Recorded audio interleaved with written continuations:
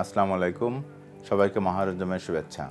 রোগীরা অনেক সময় রোজার মাসে বা রোজার আগে যখন রোজার প্রস্তুতি নিতে থাকে তখন অনেক সময় চেম্বারে আসে ফলো আপের জন্য। এসে অনেক সময় কোশ্চেন থাকে যে স্যার রোজা রাখতে পারবো কি না, বা রোজার ক্ষেত্রে আমার পানি শূন্যতা হওয়ার কোনো সম্ভাবনা আছে কি না, বা এই ধরনের কোনো জটিলতা হওয়ার সম্ভাবনা আছে কি না, বা আমি কী পরিমাণে তরল খাবার খাবো বা পানি খাবো এ নিয়ে কোশ্চেন করে। তো এই ক্ষেত্রে সাধারণত আমাদেরই আছে যে বিশেষ করে যাদের হার্ট ফেলিয়ারের সমস্যা আছে বা যাদের হার্টের পাওয়ার কম আছে, অথবা যারা উচ্চ রক্তচাপ চিকিৎসা হিসাবে এক বিশেষ ধরনের ওষুধ আছে, ডায়াবেটিক জাতীয় ওষুধ, অথবা যদি রোজা গরম মাসে হয়, এই ক্ষেত্রে একটা পানি শূন্যতা হওয়ার সম্ভাবনা থেকে থাকে। কেননা গরমের সময় দেখা যায় শরীর থেকে অত্যধিক ঘাম হয়, বিশেষ করে যারা বাইরে ওয়ার্ক করে বেশি বদ্ধ রুমের বাইরে, তাদের আসলে ঘামের থেকে পানি শূন্যতা হওয়ার সম্ভাবনা থাকে। আর যাদের ডায়াবেটিক জাতীয় ওষুধ ব্যবহার করে তাদের পেশাব বেশি হওয়ার কারণে, সেটা হার্ট ফেলিয়ার রোগী হোক অথবা উচ্চ রক্তচাপ রোগী হোক, তখন হার্ট ফেলিয়ারের কারণে তাদের প্রস্রাব বেশি হওয়ার কারণে পানি শূন্যতা হতে পারে।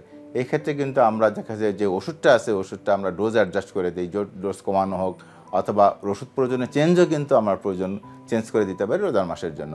সেটা আমার যারা কার্ডিওলজিস্ট আছে আমরা সাধারণতভাবে অ্যাডজাস্ট করে থাকি। এছাড়া অনেক সময় রোগী প্রশ্ন করে যে স্যার আমার তো রোজার মাসে প্রচণ্ড মাথা ব্যথা হয় বা শরীর অত্যাধিক দুর্বল লাগে, আমি স্যার রোজা রাখতে পারবো কি না, বা এটা কেন হয়। আচ্ছা, মাথা ব্যথা হওয়ার একটা কারণ যে পানি শূন্যতা, যে কথাটা আমরা আলোচনা করতেছিলাম, যদি পানি শূন্যতা বেশি হয় সেক্ষেত্রে মাথা ব্যথা হতে পারে। অনেক সময় দেখা যায় যেটা হলো ঘুমের সমস্যা হয়, যেহেতু আমরা এই যে ভোরবেলা উঠি অনেক সময়, যে ওইটা আসলে টাইমিংটা আমাদের একটু এদিক ওদিক হয়ে যায় রোজার মাসে, ঘুমের পরিমাণও অনেক ক্ষেত্রে কম হয়, তো সেই ক্ষেত্রে অনেক সময় মাথা ব্যথা হতে পারে। অথবা কোনো কোনো ক্ষেত্রে দেখা যায় যে আমাদের প্রেশার কমে যাওয়া, অথবা দেখা যাচ্ছে যে আমাদের ব্লাড সুগার যেটা আছে যে বিকেলের দিকে এরকম কমে যাওয়া, যেটার সাথে আমার শরীর আসলে 11 মাস অভ্যস্ত ছিল না, সেই কারণেও আসলে এগুলো সমস্যা হতে পারে। তো এই ক্ষেত্রে একটা সমাধানের উপায় হলো যে রোজার মাসে আগের থেকে যদি আমরা মাঝে মাঝে একটা দুটা রোজা রেখে নিজেকে প্র্যাকটিস করে নিতে পারি, সেক্ষেত্রে আসলে এটার জন্য ভালো। এবং আমার মনে হয় এক্ষেত্রে মাথা ব্যথার খুব বেশি সমস্যা হওয়ার কথা না।